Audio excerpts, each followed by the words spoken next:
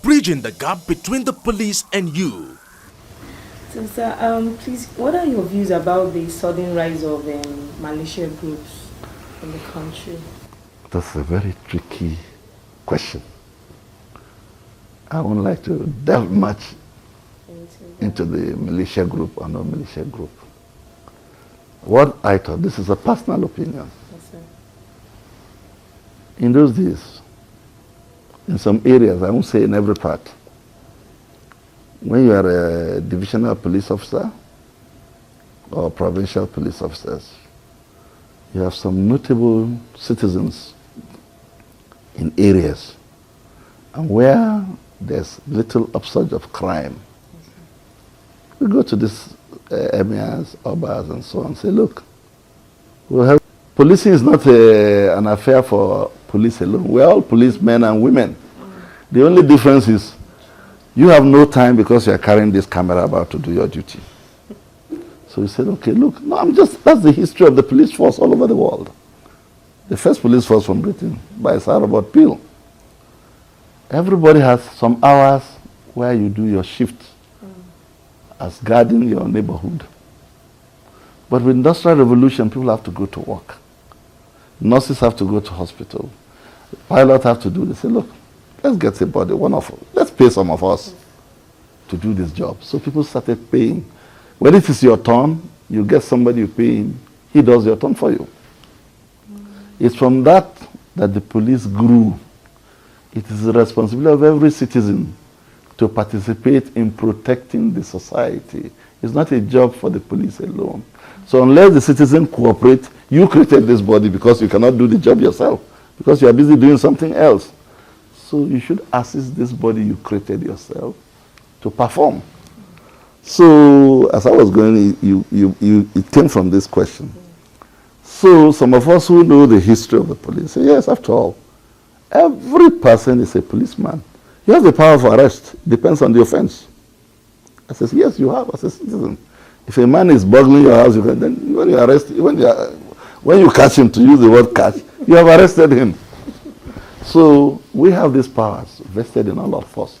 It just depends on the type of crime or offense. So we go to these important people. Say, okay, look, get us some good boys, young men in your area with good character. Let them see, help us, either by giving information, either by patrolling the night. You see, what scares a criminal? The fear of arrest. And that's why even today, the biggest problem we're facing, the beat policeman is no more there. Nobody sees policeman on the street because he's not available. So in those days, we used them for those purposes. And they were controlled, they were registered, your photograph is taken, your name is known. And so this energy of the youth is diverted into proper use. So I won't go more. Because the one we are talking now, I don't even know which of them. Is it Bakassi or OPC or Arewa or something? So I'm not thinking of such. But I'm just saying what I feel. Yes, sir. The neighborhood. That's why we have this police community something. To get the community involved in protecting themselves. Yeah. You see, in our own time, when a strange man enters the town, I agree the towns are now growing bigger. We are informed immediately. Officer, somebody has come, we don't know this man before. So it doesn't take us time to pick him. Even when the town is grown now, if our policemen are properly housed, the area where they live, they should know everybody. So they should know all the cars. When a strange car enters, this car doesn't belong to my street. But you cannot have that unless you have proper beat system. The beat man goes walking quietly. He doesn't talk to anybody unless you ask him, officer, I'm finding so, then he gives you the answer. Being used as promotion, a criteria for promotion. I think you've asked that question when you were talking of federal character. Yes. Federal character, quota system, to me is the same thing. Same. Quota means everybody must get something. But I still repeat, you will get something if you deserve. That's the other. If you don't deserve, you just have to wait a little till you deserve. Number two, you don't over-deserve. You don't get more than your share. Yeah. That's why I gave you an example. I want to promote so number of people. And each state can produce people with the requisite qualification. Everything you want to make up a promotion is there. Okay. If it's 36, each state will get one. Then you don't hurt anybody. You don't even hurt those not promoted because they know, yes, it isn't my turn. A is better, B is better, C is better till you get to 36. But when I want to promote 36, and only 25 are qualified, I don't manufacture the other balance. So the other people will just have to wait whenever their own men come up. And they get it. And as I've told you, throughout my stay, I have never received a petition on promotion that somebody said I was due, I wasn't given. I have not received one because the exercise is thoroughly done, that it gives no room for anybody to question. If you question, you are just wasting your time. I had a similar problem when I was chairman of a bank. When the government was controlling the bank. They kept a promotion in abeyance for about 2 years they couldn't do.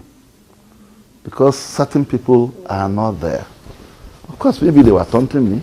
Or they say, well, this man behaves like he doesn't care whether anything. He just does things his own way. And they brought the file. All I told them, say, bring me all the files. These are your recommendations. Fine. Bring me all the files. I went through all the files. I satisfied myself. And I saw one man who should be promoted and was not given. His name was not there. I said, look, I've gone through your file. Why is Mr. So-so? No, they said no. I said, who said so? Come and read his file. I did the first time. They came back. They said, sir, that man, blah, blah, blah. I said, look, you are wasting your time. If you don't put this man, no promotion. And this is a man I don't even speak to. We don't speak at that time. It was after he started speaking to me because I look at him, very rigid man, he knows what he's doing. The third time, the brother said, look, you are getting on my nerves. Go and put this man's name in the promotion list. And then they said, well, we have no other vacancies. I said, you create one. So the vacancy was created and it's still there in Lagos till today. I said, you create one. It was later I sent for the chap. I said, look, what's your problem with this proposal? And when he gave me his problem, you would find it difficult to believe. Somebody asked him to give somebody wants some money from the bank, and somebody just rang him. So is coming, I think it's about $1 million, give him $1 million. And when the fellow came, he said, Oga said, he's a businessman, give me $1 million. Say, where is Oga's note? Under what authority would I give you $1 million? So the man went back to the boss, and the boss was in anger, bloody fooled him and banged telephone. And that was all his crime. Then that made me more rigid. Say, look, and really, truly, when we got to the board, after reading, somebody raised and said, what sort of promotion is this? So. I said, will you shut up, my friend? Are you more patriotic than myself? Are we to create people? We cannot give somebody who cannot do a job a promotion because of quota system. Can you make somebody a pilot to fly you in the plane if you cannot fly? Because you want quota system, so he's the pilot. You just pick anybody, you are a pilot. Give pilot to those who can do it. It's simple as that. And this made me so sorry when we first got our police pilots. One of them was a constable. One of them was an inspector. They went on course. They qualified. And I saw a memo on my table. This is what they pay pilot. course, I passed it to my boss. We cannot fly. This boy can fly. And why should we deny him? Because he was a constable when the inspector. So we gave them the thing. The only issue was then, what badge will they wear? If they are going to wear uniform. So we have to decide on the badge they will wear. So this is why when you are talking of quota, also, if there's fairness and justice, all those I earn promotion from are not Yorubas. All those I want others seriously, who really built me up. So I think we should grow, gradually grow. I was in Britain one day when the telephone came from one of the retired IG. Okay, we need you home quickly. Something is brewing. I said, what is that? He told me. My son was listening. And he said, Then I said, look, what's your view? He said, my view is simple. I said, well, yes, tell me. I said, look, you in Nigeria, you like to make comparison with what you are not. So how can you be saying the system of policing in America and in Britain is what you want? Do you behave like them? And I say, how do you mean by behaving like that? I say, in Britain, nobody knows who is from Wales, who is from Lancashire, who is from Manchester, who is from London. You say even he as black, if he joins the British police, nobody cares about him, that he's something. I say, so this is the area where you can, people who are not, who are free, who are just thinking properly, I would say, who don't see anything unless it's his brother or his sister, no good. So that is the, so when you talk of quota, honestly, once the leadership is fair, once the leadership is fair, I don't see trouble. Look, when I was IG, look, yes, he left that very week I became IG. Akinade was the chief of defense staff, he's a Yoruba man. Akinade was the chief of naval staff. Adewusi is a inspector, whatever. See him in terms of the duty before him and the way he performs it. You cannot be a real IG.